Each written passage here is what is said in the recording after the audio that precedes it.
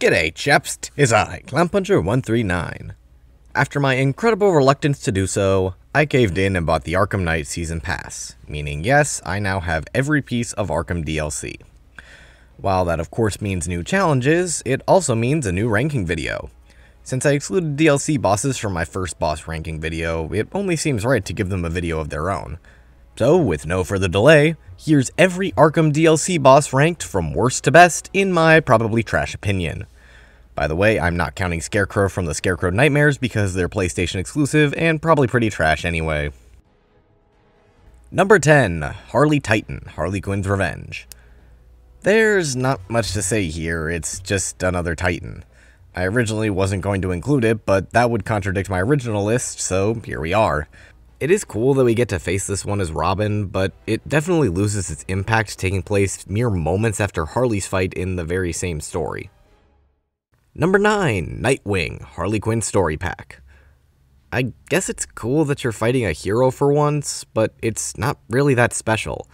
Nightwing is basically just a regular enemy with a taser who can't lose said taser. You just jump over his head and go ham on him with a beatdown, countering whatever cops may jump down to stop you.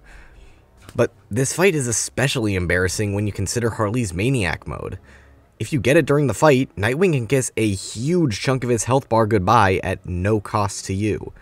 They really could have done a lot better here by incorporating some of his gadgets aside from just the stun sticks.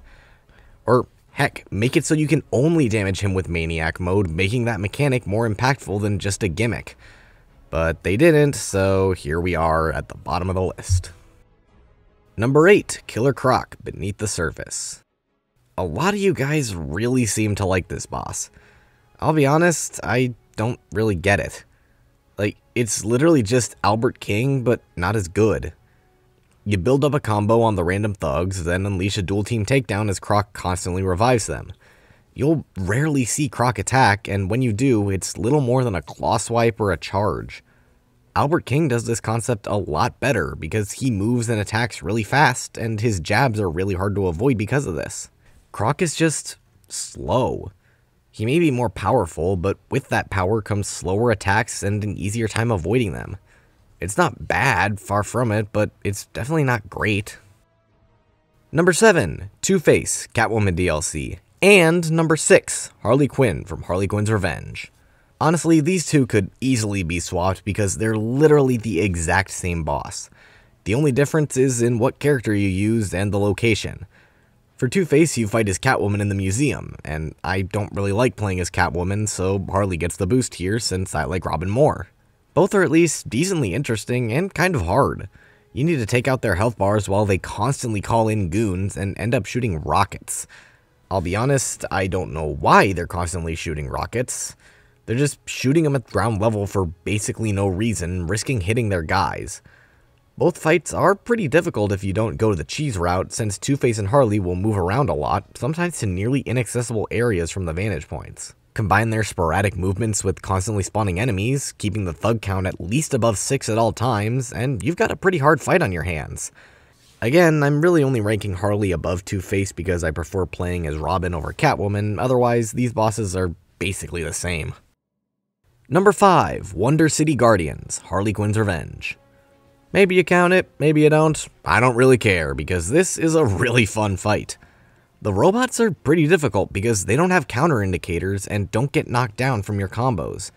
Combine that with not taking crazy knockback from the wreck gun despite being metallic robots, and you've got a hard fight on your hands. But then you throw Harley into the mix, shooting rockets at you with incredible accuracy, and this fight just gets even crazier. Honestly, it's a great finale for Harley Quinn's Revenge, even after the previous fight with Harley herself. Number 4, Shiva, Initiation.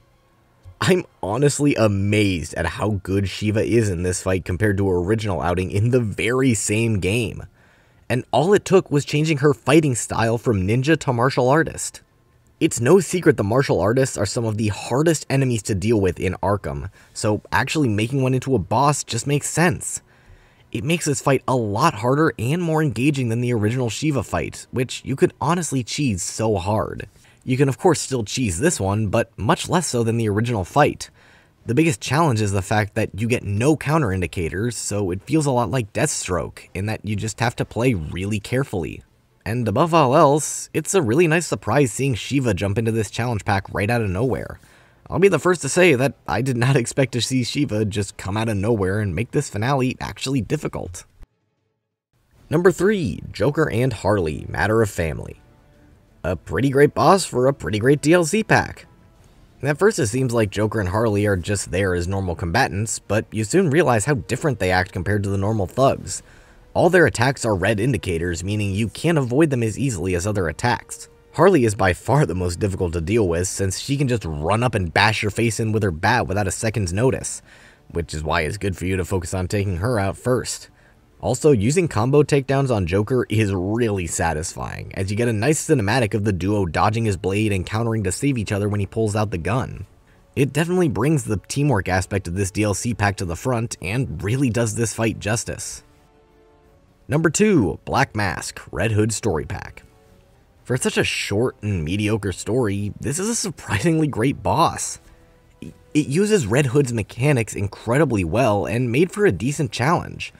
Rather than just constantly beating him up and slowly racking up damage like a lot of these beat 'em up bosses, you have to actually shoot Black Mask to deal significant damage to him.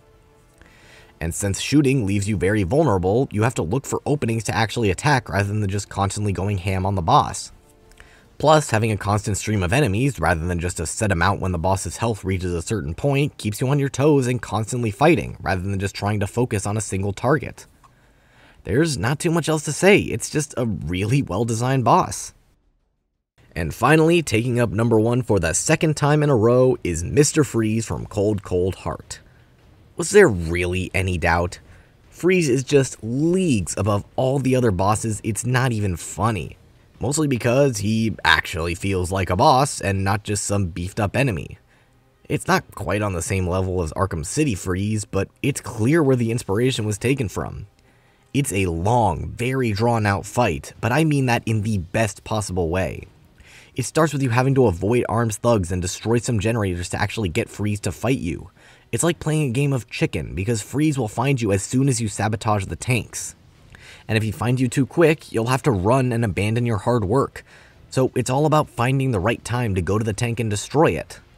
After which, Freeze freezes the room solid, encasing Batman in ice, and now the real fight begins. You have to avoid Freeze and take him down by using the various ice formations in the arena. You can break through walls or vents, or knock icicles down from the ceiling onto him. And as you whittle down his health, he'll call in more goons to make taking him down much harder. And when you damage him, the goons will converge on your position, so you always have to be careful when going in for the hit.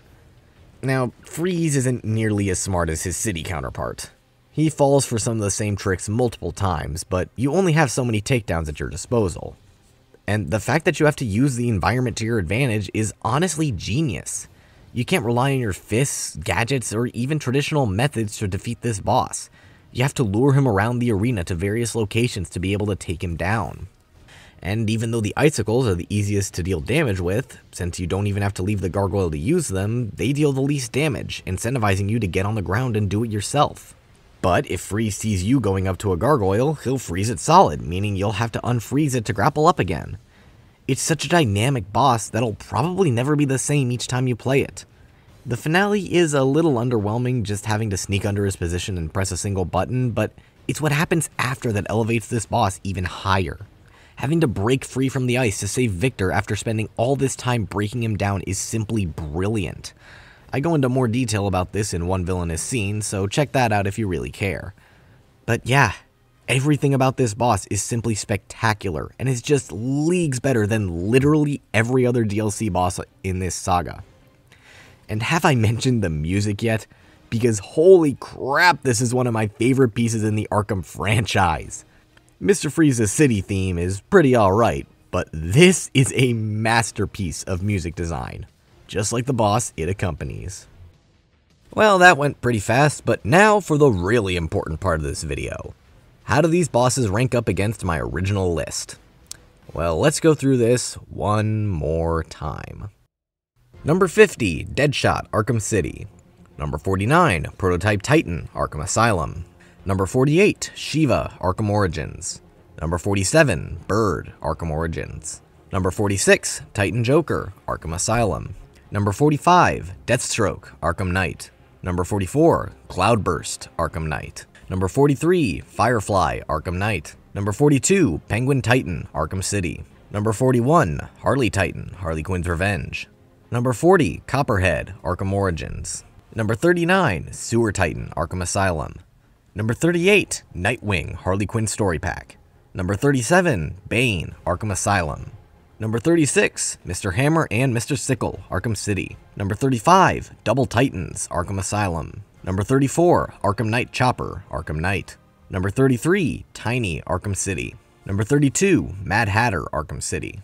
Number 31, Killer Croc, Beneath the Surface. Number 30, Killer Croc, Arkham Origins. Number 29, Albert King, Arkham Knight. Number 28, Poison Ivy, Arkham Asylum. Number 27, Guard Titans, Arkham Asylum. Number 26, Anarchy, Arkham Origins. Number 25, Excavator, Arkham Knight. Number 24, Two-Face, Catwoman DLC. Number 23, Harley Quinn, Harley Quinn's Revenge.